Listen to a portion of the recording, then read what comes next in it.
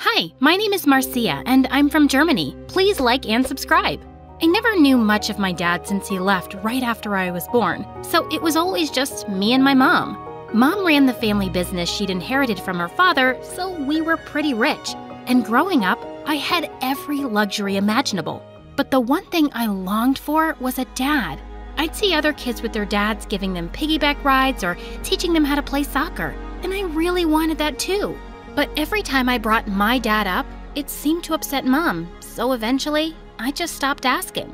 On my 7th birthday, Mom went all out and booked Disneyland just for me and my friends. It was like a dream come true. But when I was playing in the massive jumping castle, I suddenly froze and fell to the ground. I can't remember what happened next, but soon after, I found myself in the hospital, and the doctor told us that I'd had something called a focal motor seizure. There was no cure, and these episodes could happen at any time. After that, Mom became really overprotective of me. Like once in the 2nd grade, I was playing outside with the neighborhood kids, and a ball accidentally hit my head. I wasn't hurt, but Mom came running out as if aliens had arrived to abduct me. Who hit my daughter? Are you all morons? I want a name right now. Mom, calm down. It was an accident. Well, you can't have such accidents. It's best if you just play indoors from now on. But things got better when I went to a special school because the kids there had my kind of conditions too, and I fit in well. I was a top student, and once in the 7th grade, I came home with a really great report card, and Mom was so proud. She took me to a really fancy restaurant to celebrate. While we were enjoying our dinner, a waiter came to our table with drinks and accidentally spilled them all over Mom's dress. Oh God, I'm so sorry, miss. It's okay, really. Mom blushed as the man grabbed a paper towel and started helping her. He said something that made her laugh, and our dinner ended well. But a few days later, I found out that Mom and the waiter were dating. His name was Clayton, and well, he seemed perfect. Mom looked really happy around him, and when my birthday came around, he turned up with a homemade cake and a signed edition of my favorite book. It was one of the nicest things anyone had ever done for me, and I could totally see him as my dad. But one day, while Mom was taking a shower, I found him in her office going through the drawers. And then he pulled out Mom's safe box from a cupboard. Clayton, are you trying to steal money from my mom? What? No. Why would you think that? Because you're holding her safe box where she keeps emergency money? Why are you going through her stuff anyway? What's going on here? Clayton was trying to steal your money, Mom. Just because I'm a waiter doesn't mean I'm a thief. I think I should just leave. Clayton, please, wait. Marcia, you owe him an apology. I asked Clayton to help me organize my office. I'm sorry that you think so badly of me, Marcia, but I'd never do that to your mom. I muttered an apology and left, but after that day, I just couldn't trust him. I had a bad feeling that he was up to no good, and I couldn't stand the idea of him hurting my mom. But she just seemed more smitten with him by the day. And a few weeks later, he proposed to Mom, and she said yes. You didn't even ask me before saying yes? Don't I get a say in this? Honey, one day you're gonna leave me and live your life. Don't you want me to be happy? I do, Mom, but not with Clayton. He's a waiter, and I know he's just after your money. Just because he's poor doesn't mean he doesn't have dignity. I raised you better than that, Marcia. Clayton suddenly interrupted our conversation as he walked in with a boy my age. Hey, guys. I'd like you to meet my nephew, Kyle. Kyle started coming around the house a lot, and sometimes I felt Clayton had brought him to spy on me. Like once when I was in 8th grade, I was watching MSA videos in my room when I suddenly noticed Kyle standing by the door, just watching me. Can I help you with anything? My uncle wants to know if he should make you a sandwich. No, thank you. I rudely closed the door on him because he creeped me out. Thankfully, Kyle got the message and stopped coming around. But we were still stuck with Clayton.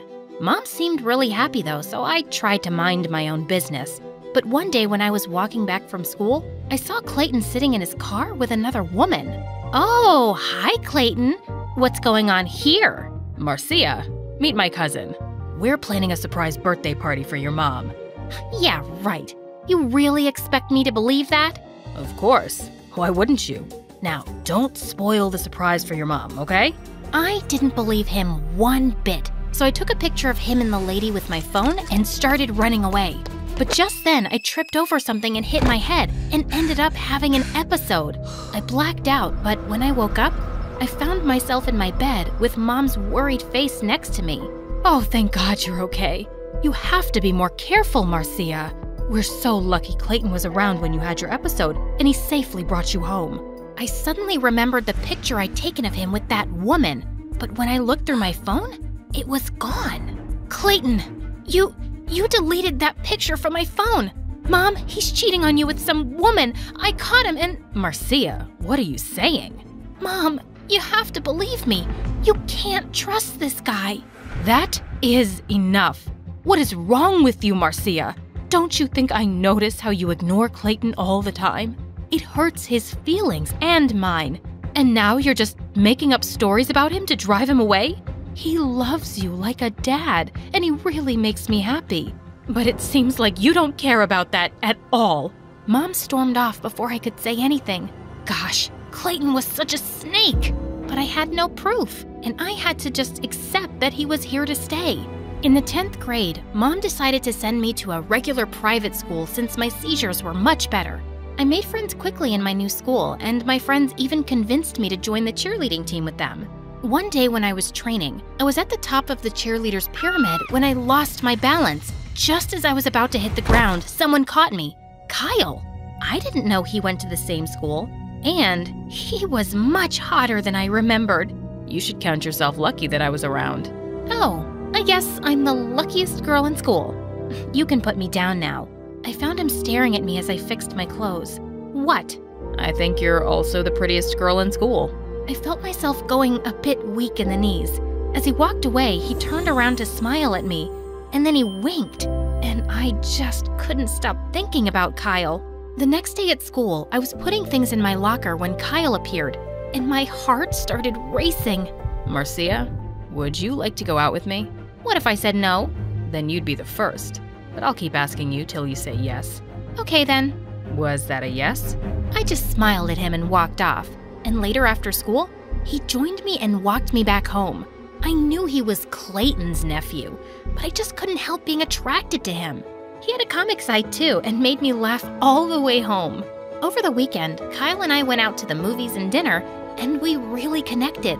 Later, as we strolled through a park, he said, You know, I've kind of liked you since my uncle first introduced us, but you were a little rude back then. Yeah, well, I guess that's because I don't like your uncle very much. Why not? He's a really good guy. No, he's not. He's a thief and a liar and… Whoa. Hold it right there. My uncle's a great guy, believe me. He's helped out me and my mom so many times, and I love him. I'm sorry, but I just don't see him like that. I can understand why you don't like him, Marcia, but he's still my uncle. So please don't talk about him like that. At least not in front of me. Things felt really awkward after that, so he just took me home and left. But when I walked in, I found Mom and Clayton arguing. What did you do with all that money, Clayton? I needed it for something important. I'll replace it, I promise. But why can't you tell me what you took such a large amount for? Clayton just wouldn't explain, and I'd never seen Mom that angry before. She looked like she was gonna have a heart attack. Mom, please, calm down. Let's go talk in my room. When I calmed Mom down, she received a message on her phone that more money had been withdrawn from her bank account, and she went ballistic. She yelled out for Clayton and looked for him all over the house, but he was nowhere to be seen. We found his cupboards empty, and he'd driven away in Mom's car. Mom said she was feeling dizzy, and I caught her before she fell and quickly called the doctor. She cried for days and kept apologizing to me for not believing me earlier. We reported Clayton to the police, but we weren't able to track him down. Mom went back to work soon, but I knew Clayton had really broken her heart. When I went back to school, I just tried to avoid Kyle, but he found me hiding in the library during recess. Hey, are you avoiding me? What else did you expect?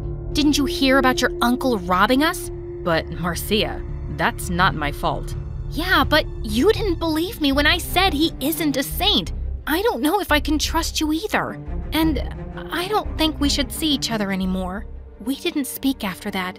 But one day during cheerleading practice, I saw him sitting on the bleachers, and he just kept looking at me. It was really bothering me, and I was about to tell him off. But suddenly, I felt my body freeze up, and I fell down. I could hear everyone around me yelling, and I felt helpless. But suddenly, Kyle came through the crowd and held me gently. "Hey, you're okay. I've got you. I'm here." I blacked out, and when I came around, I was in the hospital. Mom told me that I'd had a really bad seizure, and I felt so embarrassed thinking half the school saw me. Just then, Kyle poked his head into the room and asked if he could come in. "Thank you for today. I was really glad that you were around. And Kyle, I know it was unfair of me to break up with you because of what your uncle did. You didn't deserve that, and I'm sorry." "Hey, it's okay. Just then, his phone rang, and when he answered it, his face turned pale. "Hey, what's wrong? Who was on the phone?" "It was my uncle. He needs my help with something." "He told you where he is? We have to tell Mom and the police immediately." "Marcia, I know my uncle was wrong, but I just can't turn against him and send him to jail. He helped me a lot when we were struggling." "But he took so much from me and my mom." "I'm sorry, but I can't help you." "Then you should have never come here. I was right about you. You're just like Clayton, a fraud. And helping a criminal makes you one too. Who knows? Maybe you were always a part of your uncle's plans." He just looked at me and left without a word. I didn't care if I'd hurt him. He'd hurt me more. Soon after, Mom took me home, and when I was about to fall asleep that night, I got a call from an unknown number. It was Kyle. "What do you want?" "You were right, Marcia.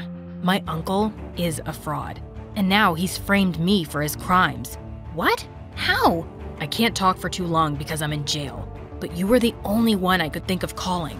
I immediately ran to Mom and we went to bail him out, and he finally agreed to help the police get to his uncle. "Kyle, listen, what I said before, it was all out of anger. I'm sorry." "I know, and I'm sorry too. I should have helped you before, but I just wanted to believe he wasn't a thief and it was all some mistake. But now, it's like I never even knew who he really was." I saw how much this hurt Kyle, and I hugged him. The police eventually caught Clayton, and Mom got most of her money and valuables back. And as for me and Kyle, well, I guess we were just meant for each other. "You want to go out on a date?" "What if I said no?" "Then I'll just keep asking till you say yes."